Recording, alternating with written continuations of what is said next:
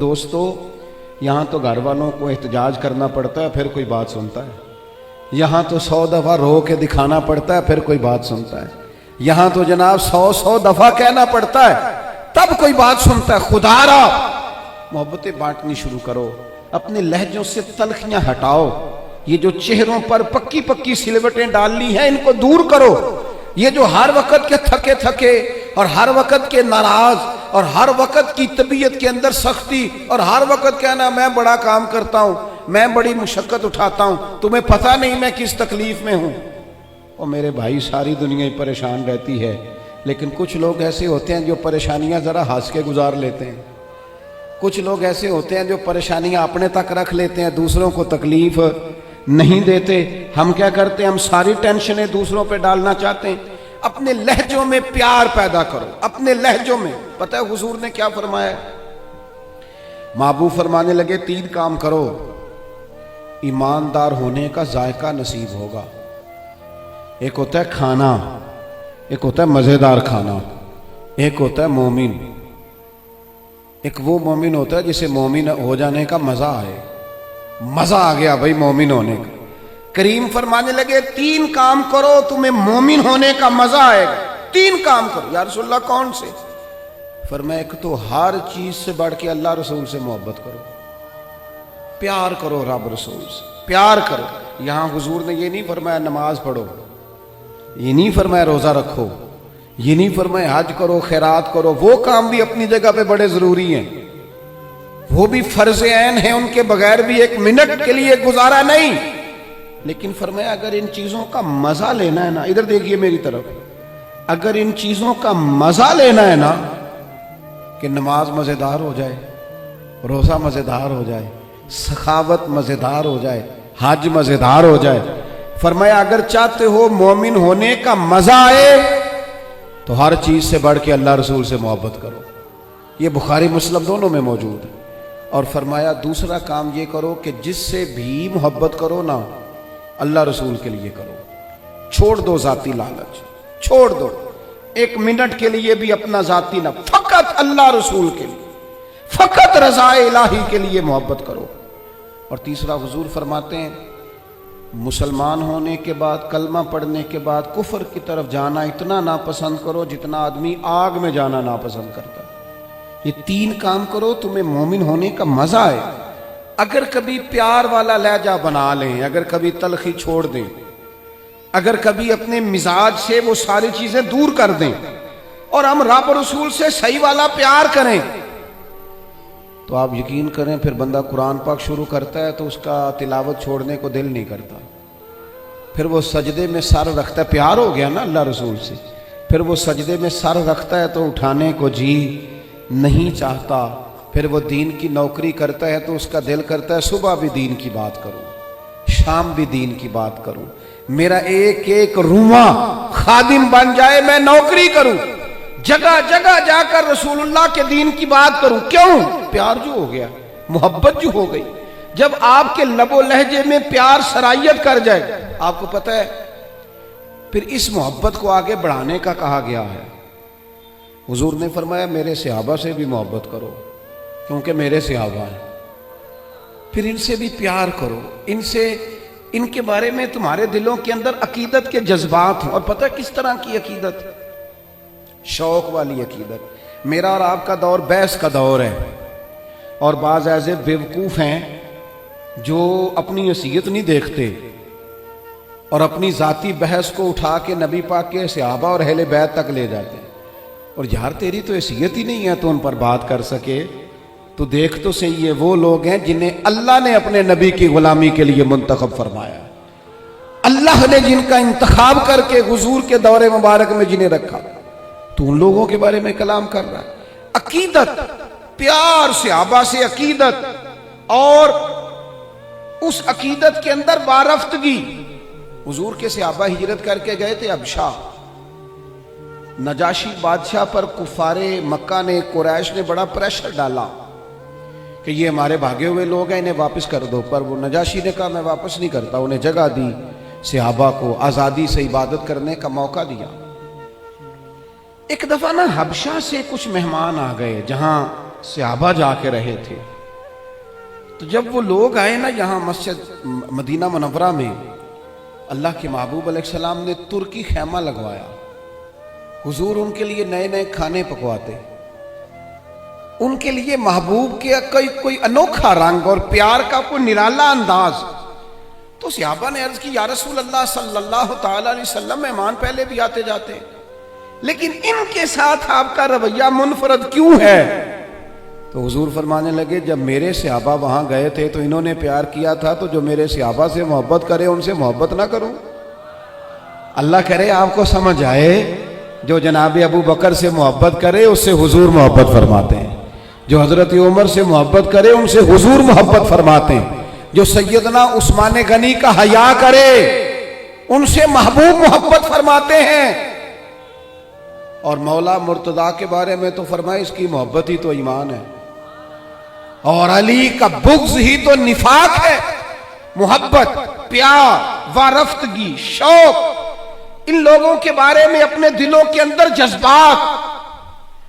اور پھر جو حضور کی اولاد پاک ہے، آپ کو پتہ ہے جو اپنے محسن کا شکریہ ادا نہیں کرتا وہ رب کا بھی نہیں کر سکتا. ہم تو نا اپنے اساتذہ اور مشائخ کو محسن جانتے ہیں، ہم تو اپنے بزرگوں کی اولادوں کی قدر کرتے ہیں. امام اعظم کہیں بیٹھے تھے تو ایک بچہ چھوٹا بار بار آتا تھا تو امام صاحب اٹھ کے کھڑے ہو جاتے. کئی دفعہ آیا امام صاحب، کئی دفعہ کھڑے ہوئے. شاگردوں نے عرض کی حضور یہ چھوٹا بچہ ہے، کئی دفعہ آئے گا، آپ بوڑھے آدمی ہیں، بار بار اٹھنے میں تکلیف ہوتی، یہ تو 100 دفعہ آئے گا. تو امام صاحب فرمانے لگے 1000 دفعہ بھی آئے میں کھڑا رہوں گا اس کے استقبال کو. حضور کیوں، کون ہے بتا ہی دے. تو امام اعظم رو پڑے، فرمانے لگے میرے استاد کا پوتا ہے یہ، اصلاں نال جے نیکی کریے وہ نسلاں تاک نہیں بھول دے. اصلاں نال جے نیکی کریے وہ نسلاں تاک نہیں بھول دے، تے بے اصلاں نال نیکی کریے تے پھل کنڈیاں نال تول دے. اور میرے عزیز، ہم تو اپنے اساتذہ اور مشائخ کی اولادوں کا احترام کرتے ہیں، اور پھر جو نبی پاک کی اولاد ہے، پتہ ہے حضور نے کن لفظوں سے اپنی اہل بیت سے محبت کرنے کا کہا ہے؟ کن لفظوں سے؟ حضور فرمانے لگے اللہ سے محبت کرو تو میں رزق دیتا ہے، اور مجھ سے محبت کرو میں اللہ کا رسول ہوں. اور فرمایا میری اہل البیت سے محبت کرو چونکہ میری اولاد ہے، اور میری طرف دیکھ کے ان سے پیار کرو. حضور کی اولاد کے بارے میں جذبات، وارفتگی. میرا ایک چھوٹے گھر سے تعلق ہے، لیکن میں نے اپنے بزرگوں کو، والدین کو، اپنی دادیوں نانیوں کو، وہ کہا تھا نا اعلیٰ حضرت نے میں خانہ زاد کوہ نہ ہوں، صورت لکھی ہوئی بندوں کنیزوں میں میرے مادر پدر کی ہے. فاضل بریلوی کہتے ہیں یا رسول اللہ ہم تو خاندانی غلام ہیں آپ کے گھر کے، اور آپ کے گھر میں جو رجسٹر ہے نا اس میں ہماری صورتیں موجود ہیں. یا رسول اللہ میرے باپ، دادا، پڑدادا، نانا، پڑنانا وہ آپ کے گھر کے غلام ہیں، اور میری دادیاں، نانیاں، پڑنانیاں وہ کنیزیں ہیں آپ کے گھر کی. خانہ زاد کوہ نہ ہوں، صورت لکھی ہوئی بندوں کنیزوں میں میرے مادر پدر کی. ہماری تو صورتیں لکھی ہیں کہ ہم خاندانی غلام ہیں، خاندانی طور پر نوکر ہیں آپ کے دروازے کے. ہم نے یہ دیکھا کہ پرانے لوگ جن کے مکان کچے تھے ان کے عقیدے بڑے پکے تھے، بڑے پختہ نظریات. یہ محرم شریف سے پہلے بڑی عید آتی ہے تو والد صاحب چاول لائے گھر میں، تو وہ چاول بڑے اچھے پکے. تو آپ کو پتہ ہے یہ گھر میں جو سامان آتا ہے یہ عورتیں پاس کرتی ہیں کہ صحیح آیا کہ نہیں آیا. تو وہ چاول پکائے تو اماں جی کہنے لگی یہ چاول جو آپ اب کے لائے ہیں یہ بڑے اچھے ہیں، خوشبو بھی بڑی اچھی ہے، پکنے میں بھی بڑے اچھے ہیں، بڑے عالی شان ہیں، یہ بڑے ٹھیک ہیں چاول. کہا چلو ٹھیک ہے، اگر یہ پاس ہو گئے. تو وہ دو تین توڑے چاولوں کے آ گئے. کچھ دنوں کے بعد گھر میں دوبارہ چاول پکے تو ابا جی کہنے لگے وہ چاول کتنے نہیں جڑے میں ادن آندے سن، جنہاں دیاں بڑیاں تعریفاں ہو رہی سن. سادے لوگ، کم پڑھے لکھے، لیکن وارفتگی، شوق اور عقیدتیں اتنی انوکھی. والدہ صاحبہ کہنے لگیں وہ چول بڑے سوادی سن، میں رکھ چھڑے نے 10 محرم نو امام حسین دی نیاز پکاواں گے. ایسا نہیں ہے کہ کہ وہ چلو جو چیز بھی مل گئی، حضور کی اولاد پاک کے نام پہ کچھ دینا ہے نا، تو کہا جو زیادہ اچھے ہیں نا، جو زیادہ صحیح پکے تھے، یہ نہیں فرمایا وہ میرے بچے کھائیں گے ان کو دینے ہیں، فرمایا نہیں، وہ حضور کی اولاد پاک کے نام پر اصالِ ثواب کے لیے پکائی۔ وہ دوستو، یہ شوق جب طبیعتوں میں ہوتا ہے، یہ ذوق جو ہمارے بڑے بوڑھوں نے ہمیں دیا، خدا را نکل آؤ، آج کے دور کے کیمروں کے اندر سے باہر نکلو، لہجوں کو پیار والا کرو، تھوڑی دیر کے لیے انا کو قربان کرو، نکل آؤ ان ساری چیزوں سے، وہ جو خود سے اپنے اپنے پروٹوکول بنا لی ہیں ان سے باہر آؤ، لہجہ محبت والا، بولنا محبت والا، آنا جانا محبت والا، کوئی کسی پر ہمارا وجود بوجھ نہ بنے، ہم کبھی کسی کو تکلیف نہ دیں، ہمارے انداز سے کبھی کوئی لوگ، بڑا خطرناک ہوتا ہے وہ بندہ جو کسی کو اتنا ستائے کہ وہ آدمی کہے یار تو نے بڑی تکلیف دی ہے، میں تیرا کچھ نہیں کر سکتا، میں رب کی بارگاہ میں تیری شکایت کروں گا۔ یہ بڑا خطرناک مسئلہ ہوتا ہے۔ ہم بعضوں کا سمجھتے ہیں سامنے والے نے نظر جھکائی، بول نہیں سکا، وہ تیری نفرت کا شکار تو ہوا ہے، پر یاد رکھنا جب مظلوم کی آہ نکلتی ہے تو آسمان کے دروازے سارے کھل جاتے ہیں۔ نفرتوں کو فروغ نہ دو، اور پھر ایک تو خود لہجہ نہیں ہوتا پیار کا، ایک دوسروں کو بھی جب بھی سبق پڑھاتے ہیں نا، نفرت کا ہی پڑھاتے ہیں بعض لوگ، الا ماشاء اللہ، کوتاہیاں بیان کرتے ہیں۔ یہ جو میاں بیوی کے درمیان لڑائی ڈالتے ہیں، ان لوگوں کو پتہ ہے کہ وہ تو بات کر کے چھوٹا سا جملہ کہہ کے رخصت ہو گئے، اور انہوں نے 24 گھنٹے اکٹھے رہنا تھا، ان کی زندگی کو دوزخ بنا دیا۔ یہ جو بھائیوں کے درمیان لڑائی پیدا کرتے ہیں، لڑائی، ان کو پتہ ہے کہ تو 2 جملے کہہ کے بھائی کے خلاف تو رخصت ہو گیا، اور پیچھے ان لوگوں نے اکٹھے رہنا تھا، تکلیف آ گئی۔ میں ایک فیکٹری میں ایک دفعہ موجود تھا، میرے ایک دوست ہیں اس فیکٹری کے آنر، تو ان کے جو زیادہ بہترین کاریگر تھا، اس کے بارے میں ایک آدمی کانوں میں بات کر رہا تھا، اور کرتے کرتے آخر میں کہنے لگا ابھی مجھے تحقیق نہیں پوری، مجھے شک ہوا ہے، میں آپ کو بتا رہا ہوں، پوری تحقیق کر کے بعد میں بتاؤں گا۔ تو وہ جب جانے لگا تو میں نے اس سے کہا، میں نے کہا تو پوری تحقیق پا میں نام ہی کر، جیڑی آگ تو لائی ہے ٹھیک ٹھاک لگ گئی ہے، یہ وہ بیچارہ کام کر رہا ہے، یہ اس سے کام لے رہا ہے، ان کا نظام ٹھیک چل رہا ہے، تو صرف اس مالک کے سامنے گڈ بک میں آنے کے لیے باقیوں کا نقصان کر رہا ہے، تھوڑے سے نفع کے لیے آگ لگا رہا ہے ماحول کے اندر، اپنی ذاتی قربت بڑھانے کے لیے نفرتوں کو فروغ دے رہا ہے۔ کبھی یہ کام نہ کریں، یہ کام ہمیشہ کمزور لوگ کرتے ہیں، یہ کام نیچ لوگ کرتے ہیں، اپنے تھوڑے سے نفع کے لیے ماحول کے اندر خرابی پیدا کرتے ہیں۔ خدا را فروغ محبت، بخاری شریف میں حدیث ہے، پر یہ ان حدیث کا ذرا انداز تو دیکھیں کتنا انوکھا ہے۔ حضرت انس بن مالک رضی اللہ تعالیٰ عنہ فرماتے ہیں، ایک شخص نے آ کے حضور سے پوچھا قیامت کب آئے گی؟ کریم فرمانے لگے تو اپنی تیاری بتا قیامت کے لیے، اس کی تیاری سنو، تیاری سنو، ساری عمر دی کمائی سنو، تیری تیاری کیا ہے؟ کہنے لگا حضور نہ زیادہ نفلی نمازیں پڑھی ہیں، نہ زیادہ نفلی روزے رکھے۔ پھر تیاری کیا ہے؟ کہنے لگا حضور میری تیاری یہ ہے کہ اللہ سے بھی پیار کرتا ہوں، رسول اللہ سے بھی پیار کرتا ہوں، میری تیاری محبت ہے، میری تیاری عشق ہے، میری تیاری وفا ہے، میری تیاری تیرا شوق ہے، میری تیاری تیری یاد میں تڑپنا ہے، میری تیاری صبح و شام تیرا ذکر کرنا، یا رسول اللہ، اللہ سے بھی محبت، رسول اللہ سے بھی محبت۔ حضور نے ہر عبادت کا ثواب بیان کیا، اس نے جب محبت کی بات کی تو یہاں والا کیا ثواب بیان کیا؟ تیری تیاری کی ہے کیا ہے آخرت کے لیے؟ اس نے کہا اللہ رسول سے محبت کرتا ہوں۔ تو حضور فرمانے لگے سن پھر، قیامت میں ہر بندہ اسی کے ساتھ ہوگا جس سے وہ محبت کرتا ہے، یعنی عبادات پر ثواب ملے گا، اور محبت رسول پر رب رسول کا قرب نصیب ہوگا، قرب مصطفیٰ ملے گا محبت پر۔ یہ بخاری ہے۔ حضرت انس بن مالک کہتے ہیں بندہ تو چلا گیا اور خوش گیا، موقع بڑا اچھا تھا، میں نے فوراً بات کر دی، میں نے کہا یا رسول اللہ صلی اللہ علیہ وسلم، جو جس سے محبت کرے گا اسی کے ساتھ ہوگا، میں اللہ سے بھی محبت کرتا ہوں، رسول اللہ سے بھی محبت کرتا ہوں، ابو بکر صدیق سے بھی کرتا ہوں۔ फारूक आजम से भी करता हूं, हुजूर मेरे लिए क्या हुक्म है? तो महबूब ने फरमाया फतवा वही है, सवाल का जवाब वही है, अमल की जज़ा वही है कि जो जिससे मोहब्बत करेगा कयामत में उसी के साथ खड़ा किया जाएगा। अगर तू इन सब से मोहब्बत करता है तो इनके साथ खड़ा किया जाए। हजरत अबू ज़र ग़िफ़ारी रज़ी अल्लाह तआला अन्हु ने यहां तक सवाल पूछा, तरगीब व तरहीब में मौजूद है, कहा या रसूल अल्लाह, कोई बंदा किसी कौम से प्यार करे पर उन जैसे अमाल ना कर सके, मोहब्बत में खालिश है, मोहब्बत में मुखलिस है, मोहब्बत उसकी बिल्कुल साफ सुथरी है, अल्लाह की रिजा के लिए मोहब्बत करे पर उन जैसे अमल ना कर सके तो उसे क्या मिलेगा? तो हुजूर फरमाने लगे मोहब्बत खालिश करे, अल्लाह क़यामत के दिन दोनों मोहब्बत करने वालों को इकट्ठा फरमा देगा।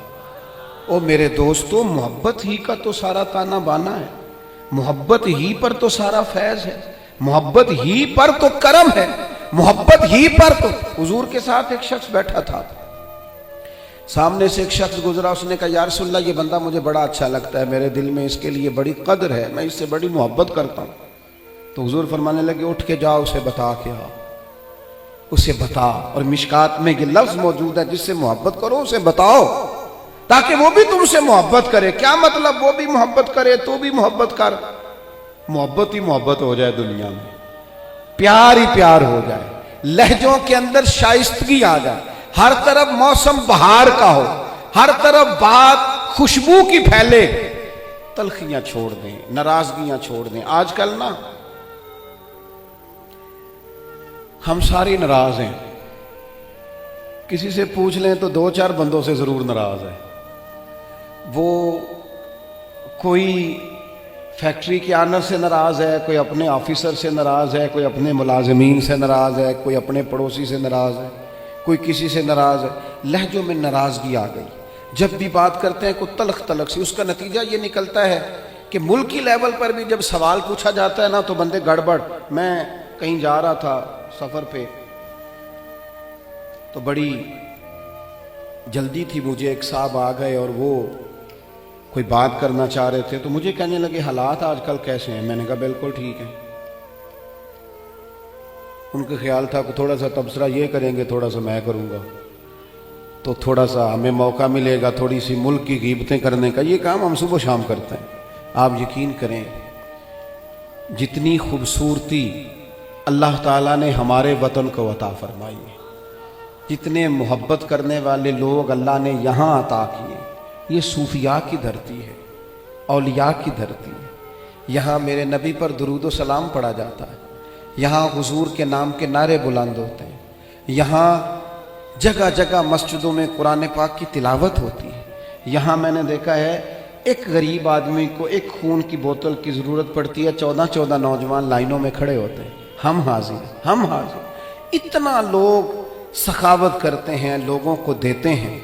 ये सैलाब आया था, मुझे थोड़ा मौका मिला वहाँ सफ़र करने का, हाजिर होने का। मैंने देखा लोगों में बड़ी तड़प, हमें बताएं हम क्या कर सकते। वो दोस्तों खूबियाँ भी तो बयान करो ना, कमज़ोरियाँ हैं इनकार नहीं करता, लेकिन इतनी तलखी, इतनी नाराज़गी, हर वक़्त का शिकवा, इतनी पाक सरजमीन के बारे में हर वक़्त लहजों के अंदर नफरत और हर वक़्त गलत बात। खुदारा आप सोचें, इसी धरती ने, इसी वतन ने कितने मुजाहिद पैदा किए, कितने शहीद पैदा किए, कितने दलेर पैदा किए, कितने जाने देने वाले पैदा किए, कितने मर मिटने वाले पैदा किए, कितने लिल्लाहियत वाले। मेरा एक दीनी तारुफ है, मैं एक इदारा चलाता हूं, उस पर मोटा नाम मेरा ही लिखा होगा, बानिया इदारा, लेकिन जो लोग उसमें सुबह शाम ताउन करते हैं और ताउन करके साथ ये भी कहते हैं कि किसी से जिक्र ना करना, किसी से नाम, उनके खुलूस पर शक किया जा सकता है।